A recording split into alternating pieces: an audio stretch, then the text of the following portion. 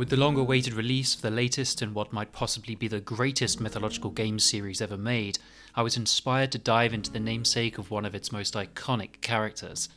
Not the big man ghost of Sparta, but his, how do you say it? Boy. The mythological Atreus bears a name deeply intertwined with the most famous epics in Greek mythology, but he's quite often referred to as more of a background figure. He might well be overshadowed by his grandfather and sons, but what if I told you he was as depraved as they come, yet so significant that he reversed the very rising and setting of the sun? This is Atreus, son of Pelops, and father to Agamemnon, Menelaus, and Anaxibia.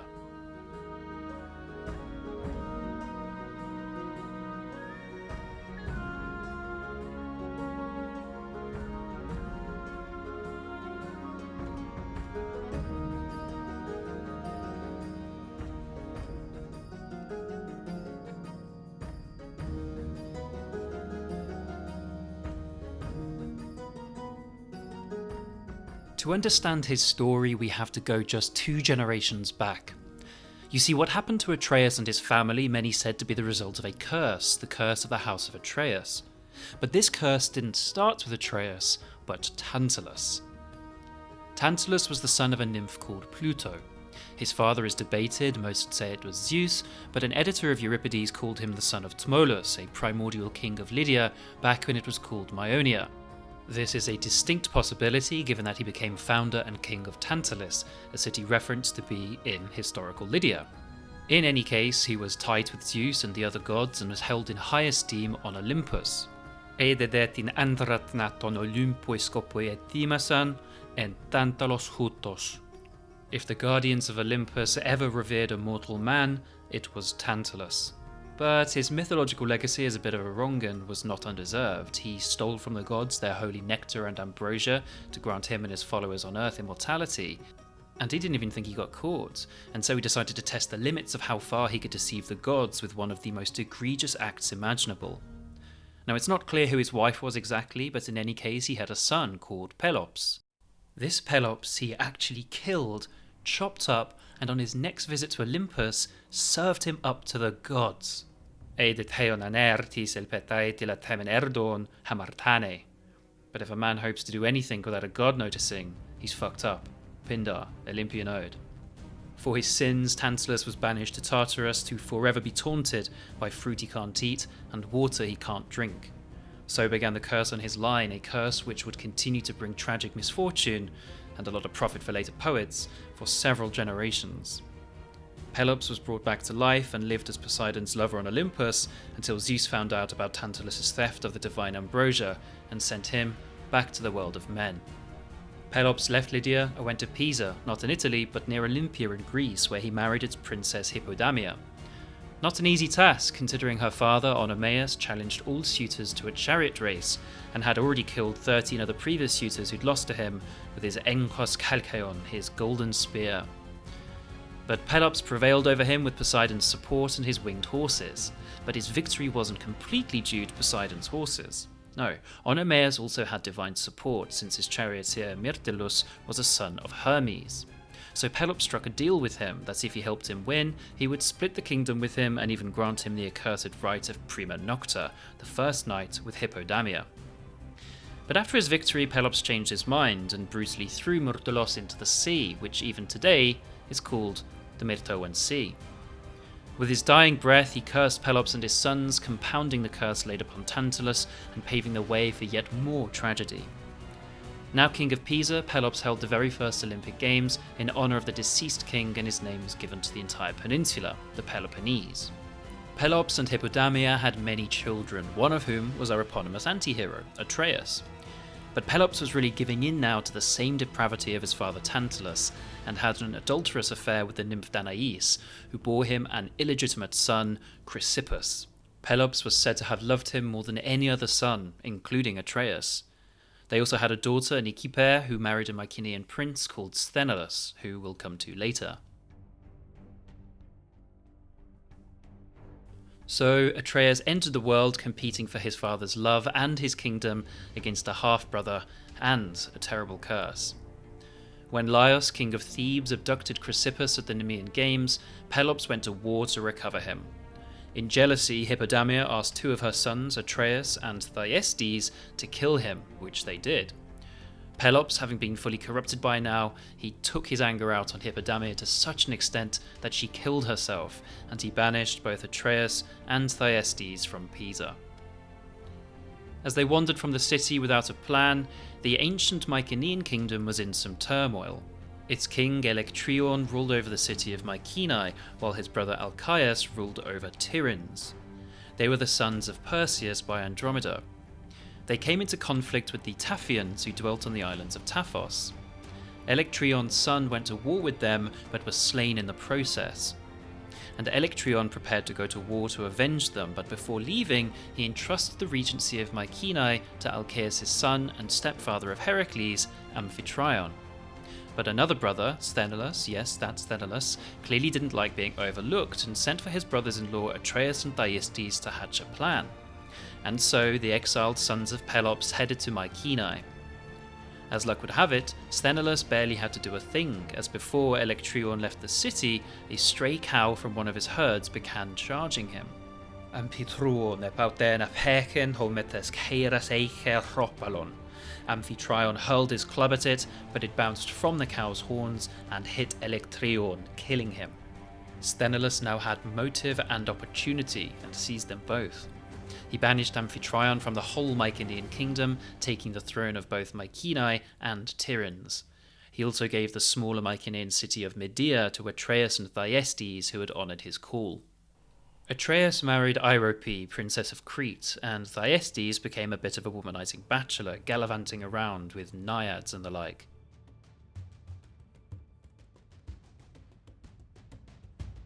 Time passed. Older now, and a general of Thebes, Amphitryon wanted to take back both Tiryns and Mycenae, as his father Alcaeus, who had been older than Sthenelus, meant he was still rightful heir. But Sthenelus had got rid of him and his father, so his efforts were thwarted. But here's the twist in the tale. They became pawns in a greater game between Zeus and Hera. Now both Alcmene, Amphitryon's wife, and Nicippe, Sthenelus' wife, were pregnant, and Alcmene was months ahead in her pregnancy. Zeus had chosen the unborn son of Alcmene as his champion to secure Olympus, I wonder why, while Hera had chosen Nicippe's unborn son. So Zeus decreed that the next descendant of Perseus would inherit the kingdom of Mycenae, knowing Alcmene was due to give birth first. But Hera interceded and ensured Nicippe gave birth 7 months early, meaning Sthenelus' son Eurystheus became the next in line not only of Tiryns, but of Mycenae. It wasn't long before Alcmene gave birth to Heracles. So Amphitryon remained exiled, and Heracles was made to perform his famous labours for Eurystheus when the cousins grew up.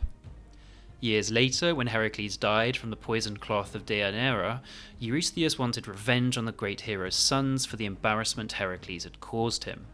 He left Mycenae to his uncles Atreus and Thyestes, who both promised to return the throne to him on his return. But Eurystheus and his sons were slain in battle with the Heraclidae at Athens. Sthenelus was already dead, meaning Atreus and Thyestes were now permanent kings of Mycenae, and not without some legitimacy either, given their sister had been its queen. But the curse was about to come back to haunt them. The brothers had already fallen out, a common theme in these myths, and the people of Mycenae did not wish to be ruled by two opposing kings. They therefore went to an oracle who told them that they should choose which son of Pelops should rule them. Atreus promised then that he would sacrifice his finest lamb to Artemis for her favour in this contest, but the curse of Myrtilos was ever present, and his father Hermes determined to destroy Atreus and Thyestes. Hermes went to the god Pan, who sent a beautiful golden lamb into Atreus' flock. When Atreus found it, he was overcome with the desire to keep it and not sacrifice it, though it was undoubtedly the most beautiful and finest lamb. So Artemis was naturally pissed off, and added her own curses and anger to the growing mix of misfortune prophesied to fall on the progeny of Tantalus. Atreus killed and stuffed the golden lamb, then began boasting of it to all in Mycenae. His arrogance was matched by Thyestes' jealousy, who suddenly decided that he wanted it. And just when you think the story couldn't get more dramatic, guess who Thyestes was having an affair with at the time? Atreus' wife, Aerope. So Orope spoke with Atreus and told him that he should assert his right to the throne with the golden lamb, and he agreed. Behind his back, though, she stole it and brought it to Thyestes.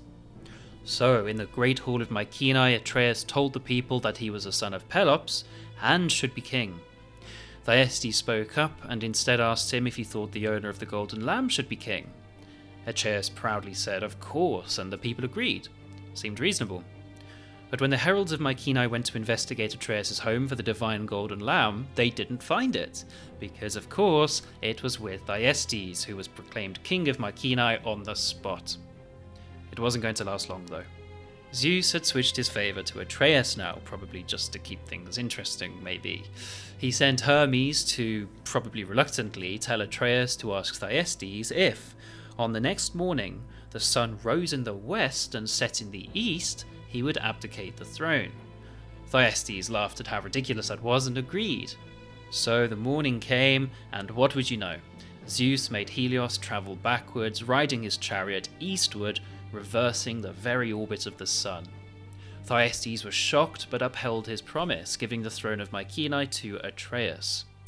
No one disputed this either, for who could reverse the very laws of nature? Now the two brothers were, without a doubt, enemies, and Atreus sent him from the kingdom in disgrace.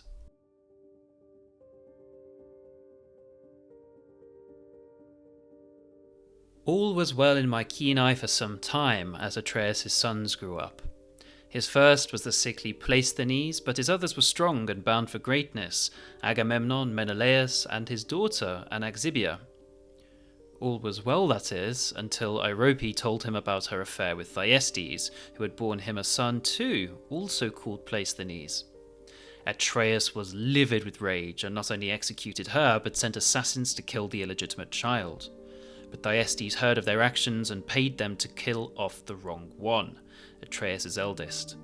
This left him with just 3 children left, and the shadow of the curse grew darker. Atreus hatched a truly despicable plan. He offered a truce with Thyestes and invited him back to Mycenae to resolve their issues. But while he extended a white flag with one hand, with the other, he captured Thyestes' other children, those born to him by the naiads he consorted with, and Pleisthenes, born to him by Orope. Without Thyestes knowing, he killed them himself on the very altar of Zeus. Melissus cut them into pieces, and keeping their heads and limbs back, Katepsesas boiled them down into a stew like grandfather, like grandson. He served this up to Thyestes, and when he had emporetenthi filled himself up on his own children's flesh, Atreus showed him their heads and revealed what he'd just done. Thyestes threw up and cast his own curse on Atreus. It had now become not only the curse of Tantalus, no, but what would forever be remembered as the curse of the House of Atreus.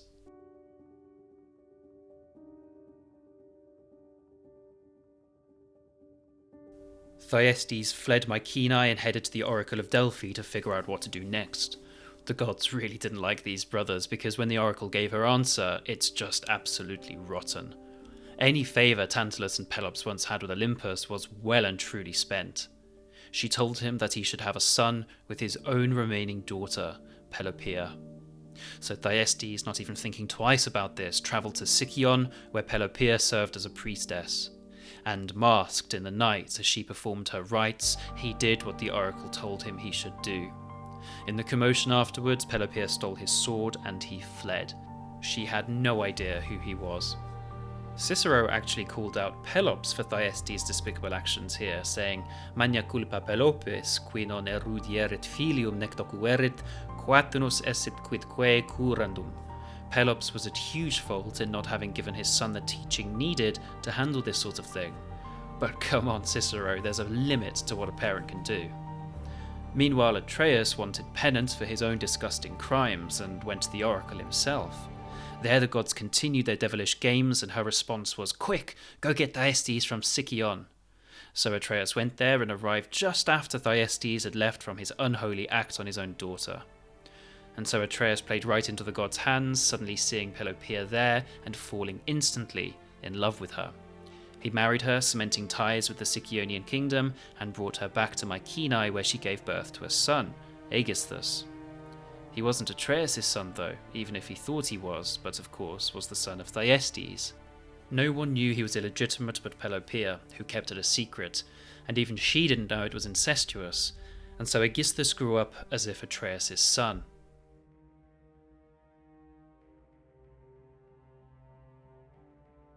Seven years later, Agamemnon and Menelaus found Thyestes on one of their adventures and brought him back to Mycenae. Atreus had him imprisoned.